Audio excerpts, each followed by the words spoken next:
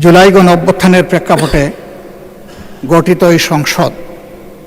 এই সংসদ স্বাভাবিকভাবে তার নির্বাচনী প্রক্রিয়া আসেনি। এটি একটি প্রেসিডেন্সিয়াল অর্ডারের মাধ্যমে এসেছে। এই অর্ডারটি জারি করা হয়েছে 13 নভেম্বর 2025। এই অর্ডার অনুযায়ী এখানে 15টা নির্দেশিকা আছে। এর মধ্যে 3 থেকে 15 এই বিষয়গুলো হচ্ছে জুলাই সনদ এবং গণভোটের সাথে সম্পর্কিত। 10 নম্বর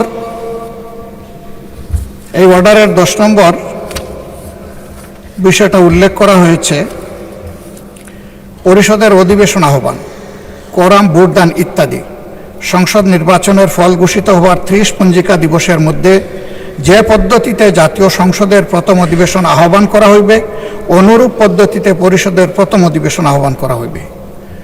আমার বিষয়টা এখানেই কনসার্নের। আজকে 30তম পঞ্জিকা দিবস, কিন্তু এর মধ্যে এই অধিবেশন আহ্বান করা হয়নি।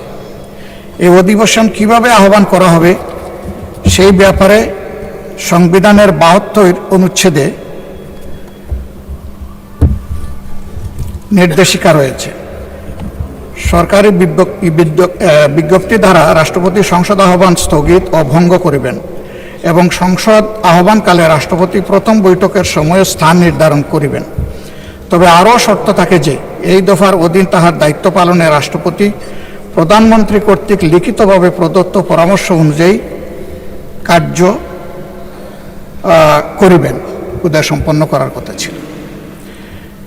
এখন আমরা ধরে নিচ্ছি নিশ্চয়ই মাননীয় প্রধানমন্ত্রীর লিখিত পরামর্শের কারণেই রাষ্ট্রপতি এই সভা আহ্বান করেছেন। এবং এইখানে বাকি যে অর্ডারগুলো আছে সেই জায়গায় পরিষ্কার বলা হয়েছে যে পদ্ধতিতে সংসদের প্রথম অধিবেশন আহ্বান করা হবে ঠিক একই পদ্ধতিতে সংবিধান সংস্কার পরিষদেরও সভা আহ্বান করা হবে।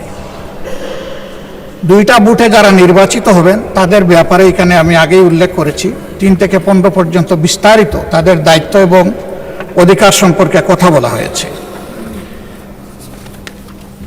3 নম্বরে বলা হয়েছে